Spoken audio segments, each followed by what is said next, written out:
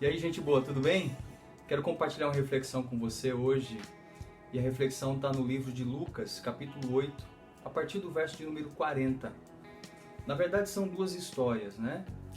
A história de Jairo, que ele vem até Jesus, pedindo para que Jesus fosse até a sua casa, porque a sua filha estava enferma e estava muito doente.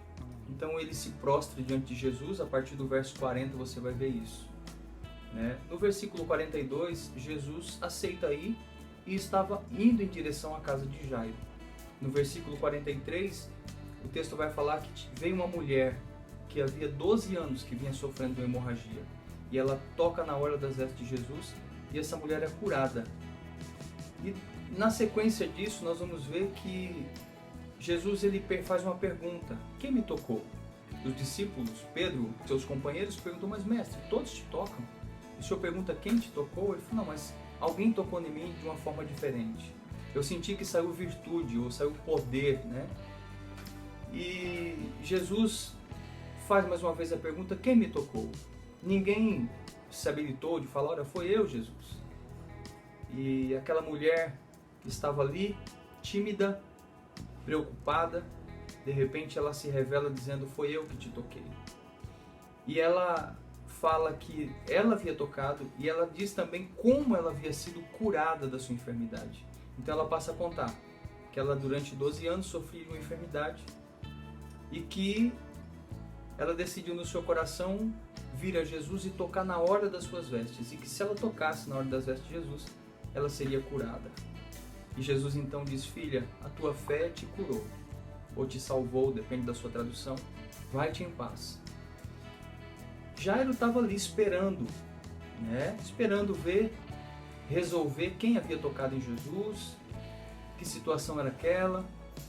Aí o texto vai dizer, a partir do versículo 49, diz assim: falava ele ainda, quando veio uma pessoa da casa do chefe da sinagoga dizendo: a tua filha já está morta, não incomodes mais o mestre.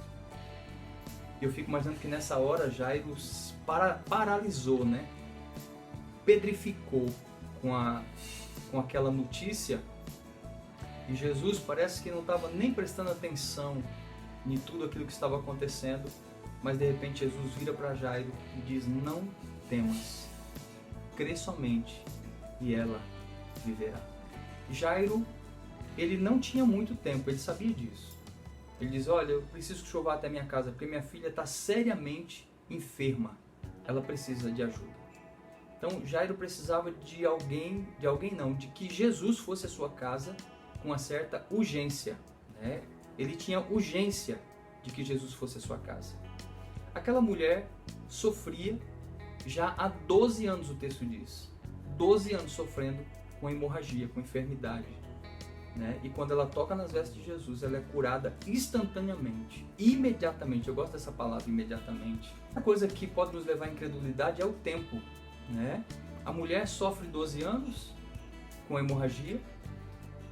Jairo não tinha muito tempo, ele precisava ir logo até sua casa, levar Jesus lá para orar com ela, para liberar uma palavra, Você já pensou, talvez nesse tempo de espera, enquanto Jairo esperava Jesus resolver aquela situação, Jairo podia muito bem ter falado assim: olha, minha filha já morreu, não tem mais jeito, eu vou desistir. Ou poderia ter acontecido alguma outra coisa, Jairo ter se desesperado, saído correndo, porque a notícia foi tão assim, foi muito áspera, Olha, não incomodes mais o mestre, a tua filha morreu.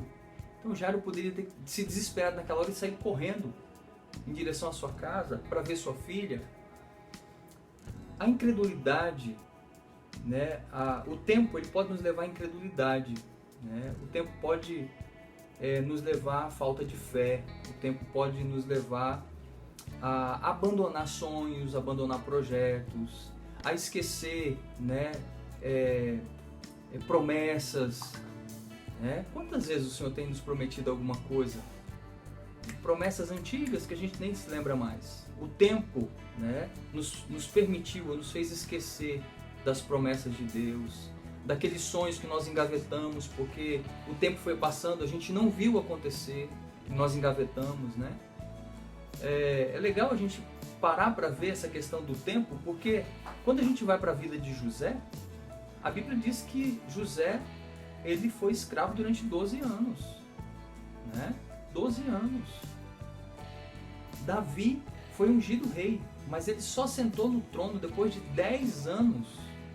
Você percebe que o tempo ele pode ser o pivô de levar você a desistir dos seus sonhos, dos seus projetos?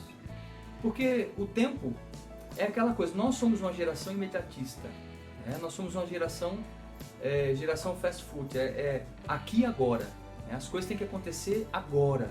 É por isso que tem muita gente aí dizendo eu declaro, né? eu decreto, As coisas não acontecem dessa forma, né? As coisas não acontecem no meu tempo, mas é no tempo de Deus. E Deus conhece o meu coração, Deus conhece o seu coração. E muitas vezes Deus quer tratar conosco em algumas áreas da nossa vida, no nosso caráter, né? No nosso linguajar, quer tratar em alguma coisa, em alguma área da nossa vida que Ele quer tratar conosco. Ele permite que algumas coisas aconteçam, né? Ele permite que os sonhos são postergados por algum motivo, né? Por algumas circunstâncias, por alguma situação, para que aquilo leve um tempo um pouco maior, para que Deus possa ver o que, né, de fato está no nosso coração. Deus conhece, mas Ele permite essas coisas para trabalhar em nós, né, para mover ou para nos mover em direção a Ele. Então, queridos, o tempo pode ser um pivô para nos levar à incredulidade. Aquela mulher, ela vence a barreira do tempo. Depois de 12 anos, ela ainda estava com o seu coração com esperança de que um dia ela seria curada. E quando ela fica sabendo que Jesus iria passar por ali, ela decide no seu coração de tão somente tocar na orla das vestes de Jesus. Ela não queria que Jesus colocasse as mãos sobre ela, que Jesus fizesse uma oração forte com ela, não. Ela falou, se eu tão somente tocar na orla das suas vestes, eu vou ser curada. E foi isso que aconteceu. Ela rompe a barreira do tempo e ela recebe o seu milagre. Uma outra coisa que pode nos levar à incredulidade, eu estava vendo, é a multidão. Porque a multidão, ela tanto fez mal para Jairo, porque impediu que Jesus avançasse e fosse logo para a casa dele, como fez mal para a própria mulher, porque para a mulher chegar até Jesus foi difícil, não foi algo fácil. Aonde Jesus estava sempre havia uma grande multidão, muitas pessoas ao redor de Jesus. Então, para a mulher chegar até Jesus, ela precisou romper a multidão, talvez se arrastando em meio à multidão para tocar na orla das vestes de Jesus. Agora você imagina, dentro do contexto, na época, se essa mulher tivesse sido pega na situação que ela se encontrava, né? Como impura, fluxo de sangue constante, né? Alguém impuro no meio do povo, não podia. Ela podia ser apedrejada, as pessoas podiam tirar a vida dela ali, mas ela vence a multidão, o medo, a tensão, o temor, né? Ela vence tudo isso e ela rompe a multidão e toca na hora das vestes de Jesus. As coisas muitas vezes acontecem assim conosco. Nós vamos pela multidão, seguimos a multidão e nem sempre a multidão é o melhor. Nós precisamos aprender a pensar fora da caixa. Nós precisamos tomar as nossas próprias decisões, não ir pela multidão. Talvez você tenha deixado de confessar Jesus como Senhor e Salvador da sua vida, na sua faculdade, por medo das pessoas apontarem você como cristão, como fanático ou alguma coisa desse tipo. Mas Jesus disse assim, olha, aquele que me negar diante dos homens, eu negarei diante do meu Pai que está nos céus. Queridos, não importa se você se denomina cristão, se você levanta a bandeira do Evangelho, você precisa falar do amor de Jesus em qualquer lugar, em qualquer circunstância. Você precisa pregar o Evangelho de Jesus com a sua vida. Então não permita que a multidão te sufoque. Não permita que a multidão ela roube os seus sonhos. Não permita que a multidão te oprime ao ponto de você não conseguir tocar na hora das vestes de Jesus. Aquela mulher, ela vence o tempo, a barreira do tempo, e ela vence também a multidão. Você quer ver uma outra coisa que pode nos levar à incredulidade? É o portador de uma notícia. O texto vai dizer que Jairo estava aguardando o momento da qual Jesus resolvia quem havia tocado nele, que a pessoa que havia tocado em Jesus se declarasse, para que depois Jesus pudesse seguir viagem e ir até a sua casa. Mas nesse período, enquanto Jairo estava esperando, chega o portador de uma notícia. Alguém de perto, viu? Não era de longe não, de perto da sua casa. Chega e diz assim: não incomodes mais o mestre, a tua filha morreu. E aí, Jairo estava ali paralisado ouvindo aquilo. E Jesus, de repente, como se não tivesse nada acontecendo, Jesus se vira e olha para Jairo e fita os olhos dele e diz: não temas, crê somente e ela viverá. Cara, que legal isso. Sabe por quê? O portador de uma notícia, ele fica o tempo todo nos rodeando.